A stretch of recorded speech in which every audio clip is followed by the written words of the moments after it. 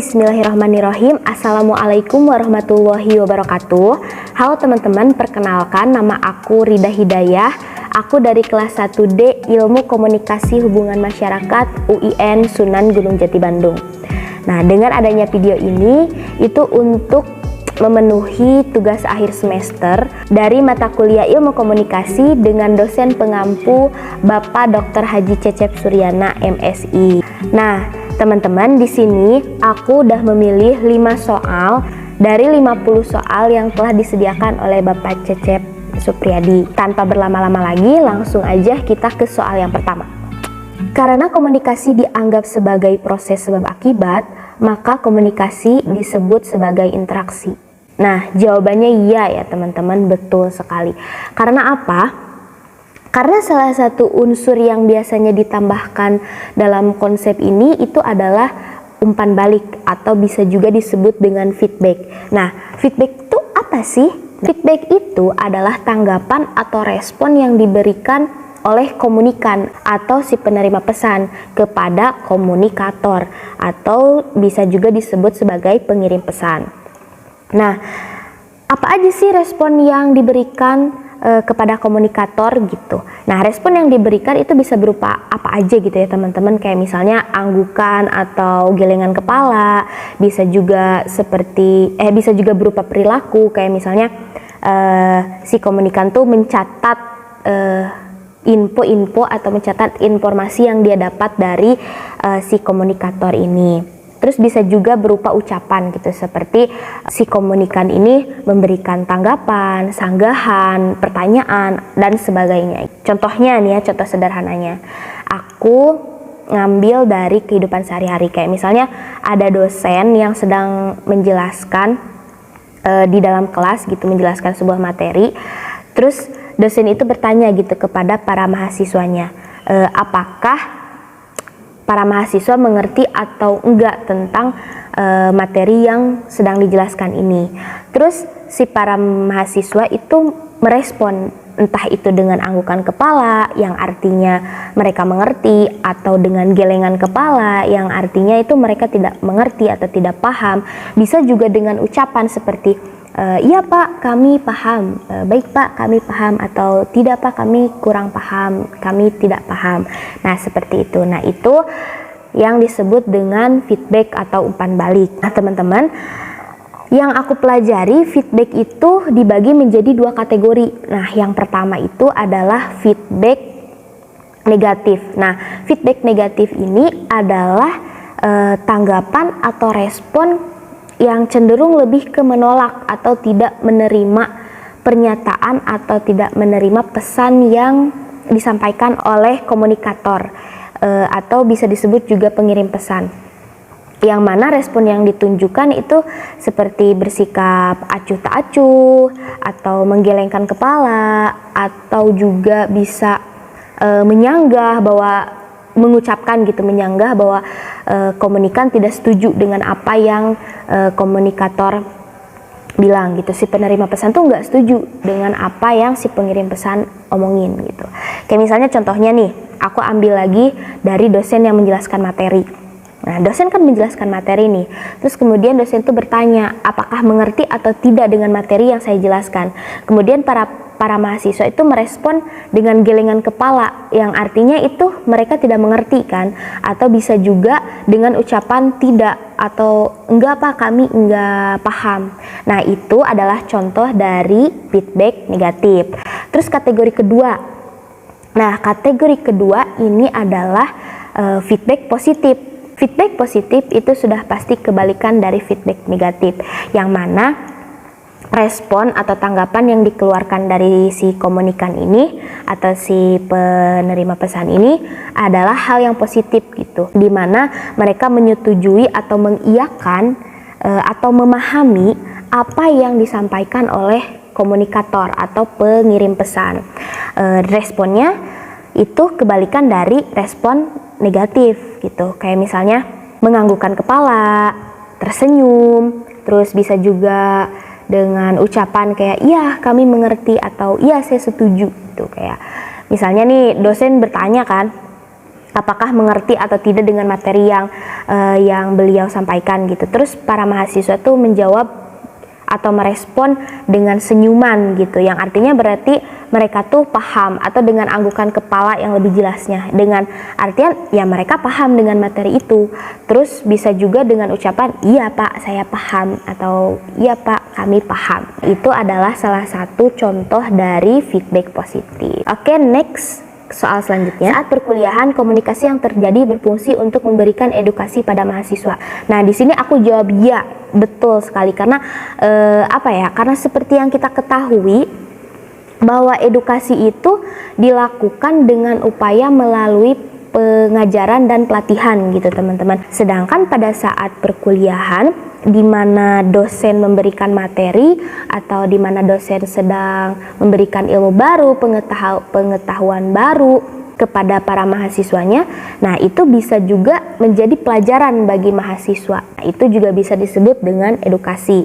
Terus contoh lainnya nih, kayak kita kan sebagai mahasiswa itu dituntut untuk menerapkan Tridharma perguruan tinggi kan, yang mana Tridharma perguruan tinggi itu terdiri dari pendidikan, penelitian, dan pengabdian kepada masyarakat. Nah, di mana dengan ini itu bisa melatih para mahasiswa untuk mencapai atau mewujudkan tujuan dari Tridharma perguruan tinggi itu kan, yang mana tujuannya itu untuk menciptakan generasi muda yang berkemampuan kreatif, inovatif, dan mandiri gitu. Terus itu juga bisa melatih para mahasiswa untuk mengembangkan potensi diri mereka gitu. Nah, dan itu juga bisa disebut dengan edukasi. Oke, next. Stand up comedy merupakan bentuk komunikasi yang berfungsi untuk menghibur. Nah, di sini aku jawab iya. Benar. Karena apa? Karena memang pada awalnya stand up comedy ini itu adalah sebuah teater yang ada di negara Eropa dan Amerika gitu, yang mana teater pertama itu bernama The Minstrel Show. Nah, yang mana diselenggarakan pertama kali oleh Bapak Thomas Darmouse. Nah, emang awalnya tujuan utamanya itu untuk membuat lelucon, untuk membuat sebuah lelucon dan menghibur para penonton atau komunikannya. Nah, tetapi teman-teman, dari artikel-artikel, dari informasi-informasi yang aku dapat, bahwasanya dulu itu teater yang bernama The Minstrel Show ini itu menampilkan acara-acara yang mengandung unsur rasisme gitu, kayak unsur rasisme yang sangat menonjol. Bahkan dalam artikel tersebut juga diceritakan bahwa pernah ada satu acara yang para komediannya itu sengaja untuk menghitamkan seluruh wajahnya, yang bertujuan untuk mengejek warga negara Amerika gitu yang berkulit hitam. Nah, jadi memang tujuan diadakannya teater ini emang bertujuan untuk membuat sebuah lelucon gitu. Terus semakin kesini semakin berkembang kan. Nah, sampailah ke Indonesia seperti yang sekarang kita kenal itu stand up comedy. Nah, bedanya kalau dulu itu para komedian yang di Amerika dan di Eropa itu, para komedian itu melucu dengan cara slapstick gitu, atau bisa juga disebut dengan lelucon kasar. Dan sebenarnya memang Indonesia juga tidak jarang komika yang yang menyampaikan materi atau yang berstand up komedi dengan unsur seperti sindir menyindir gitu kan, sindir politik kah, atau pemerintah kah, atau suatu ras, kaum gitu. Kan tidak sedikit gitu ya yang saya tahu. Tapi ini dijadikan sebagai hiburan untuk para penonton, dan aku sendiri sebagai penikmat stand up komedi ya terhibur gitu ya. Oke, next. Gangguan komunikasi yang disebabkan karena kesalahan pada bahasa yang digunakan merupakan gangguan teknis. Nah, yang ini tuh salah ya teman-teman. Perlu kita ketahui bahwa noise atau gangguan komunikasi ini itu ada 3. Yang pertama ada gangguan teknis, yang kedua ada gangguan semantik, dan yang ketiga ada gangguan psikologi. Nah, gangguan teknis ini adalah gangguan di mana gangguan itu disebabkan oleh alat atau media komunikasi yang digunakan gitu, sehingga pesan yang kita sampaikan itu tidak tersampaikan dengan baik kepada komunikan gitu. Contohnya nih ya. Nah, itu adalah salah satu contoh dari gangguan teknis. Terus ada lagi nih contoh lainnya, teman-teman. Misalnya, kita itu sedang berpidato atau sambutan di sebuah acara. Terus tiba-tiba mic yang kita pegang itu, mic yang kita gunakan itu tiba-tiba mati. Nah, itu adalah salah satu gangguan teknis sehingga bisa membuat para penonton atau komunikan itu tidak bisa mendengar dengan jelas apa yang kita sampaikan gitu. Nah, itu yang dimaksud dengan gangguan teknis. Terus yang kedua, itu ada gangguan semantik. Nah, apa sih gangguan semantik ini? Gangguan semantik ini adalah gangguan yang diakibatkan oleh timbulnya perbedaan makna antara si komunikan dan komunikator gitu. Atau bisa juga gangguan komunikasi karena kesalahan penggunaan bahasa yang bisa menyebabkan kesalahpahaman. Contohnya kayak seperti penggunaan kata yang ambigu atau rancu gitu. Kayak misalnya aku seorang komunikator nih, menyampaikan informasi ke teman-teman aku kayak misalnya, hey guys, ada kecelakaan. Terus aku nggak bilang kan kecelakaannya tuh kayak gimana, kapan, di mana. Nah, itu kan menimbulkan banyak pertanyaan gitu kan di para komika atau teman-teman aku. Jadi itu bisa bersifat ambigu. Nah, itu kan gangguan semantik dari pihak komunikator kan.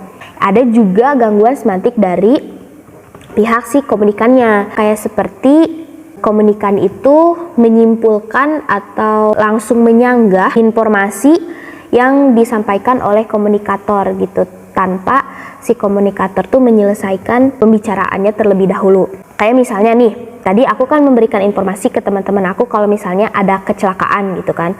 Terus belum aku ngomong kecelakaannya kayak gimana, di mana, seperti apa, tiba-tiba teman aku langsung nyanggah terus bilang, "Oh, berarti tadi rame dong.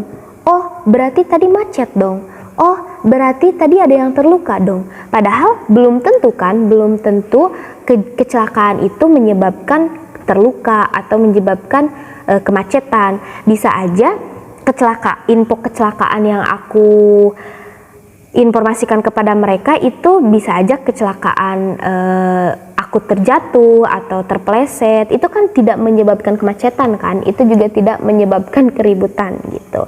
Nah, itu adalah salah satu contoh dari gangguan semantik. Terus yang ketiga, gangguan psikologis. Nah, gangguan psikologis ini adalah gangguan yang diakibatkan oleh personal atau permasalahan pribadi gitu atau permasalahan individu, yang mana itu bisa dari komunikatornya atau juga dari komunikannya, bisa dari si pengirim pesan atau dari si penerima pesan. Nah, contoh gangguannya apa sih? Nah, contoh gangguannya itu kayak seperti antara keduanya itu memiliki sifat egois atau sikap yang mudah marah, gampang tersinggung, dan lain sebagainya. Sehingga itu bisa mengganggu berjalannya komunikasi gitu kan. Nah, teman-teman jadi udah tahu kan, kesalahan penggunaan bahasa itu bukan termasuk gangguan teknis, melainkan gangguan semantik. Oke, lanjut. Fungsi yang berupa memberikan interpretasi atau penafsiran informasi mengenai peristiwa yang terjadi dikenal dengan fungsi komunikasi instrumental. Nah, ini juga jawabannya salah ya teman-teman. Yang mana memberikan informasi mengenai peristiwa yang terjadi itu adalah fungsi dari korelasi. Nah, fungsi korelasi ini merupakan fungsi komunikasi. Memang merupakan fungsi komunikasi, hanya saja fungsi korelasi ini adalah fungsi dari komunikasi media massa. Nah, yang dimaksud dengan fungsi ini adalah menghubungkan bagian-bagian dari masyarakat agar sesuai dengan lingkungan gitu. Nah, jadi fungsi koralisasi ini berkaitan dengan media massa yang berfungsi sebagai penghubung antara kedua komponen masyarakat. Nah, bisa disebut seperti itu. Terus biasanya fungsi korelasi ini itu berupa berita kayak seperti koran, majalah, dan lain sebagainya yang disajikan oleh seorang reporter, yang mana ini akan menghubungkan antara dua pihak, yaitu pihak narasumber atau komunikator dan pihak pembaca atau komunikan. Nah, sedangkan fungsi instrumental itu sama juga berfungsi untuk menginformasikan, hanya saja fungsinya itu selain menginformasikan, mendorong juga, terus mengajar, mengubah sikap dan keyakinan, merubah perilaku dan tindakan, terus juga bisa bersifat menghibur gitu. Nah, kayak contohnya tuh seperti nasihat-nasihat, kata-kata mutiara, motivasi-motivasi, pokoknya komunikasi-komunikasi yang bisa membangun kita, yang bisa merubah pikiran kita, yang bisa merubah keyakinan kita gitu. Nah, itu adalah contoh-contoh dari fungsi komunikasi instrumental. Nah, sebenarnya fungsi dari kedua fungsi komunikasi ini itu hampir sama gitu, hanya saja fungsi korelasi ini kayak lebih cenderung kepada informasi dan pengetahuan gitu. Nah, mungkin cukup sampai di sini ya teman-teman video kali ini. Semoga bisa bermanfaat buat kalian, terutama buat aku juga. Semoga ini bisa menjadi informasi atau menambah wawasan teman-teman juga. Ya, mungkin cukup sekian, kurang lebihnya mohon maaf. Wabillahi taufiq wal hidayah. Wassalamualaikum warahmatullahi wabarakatuh. Bye bye.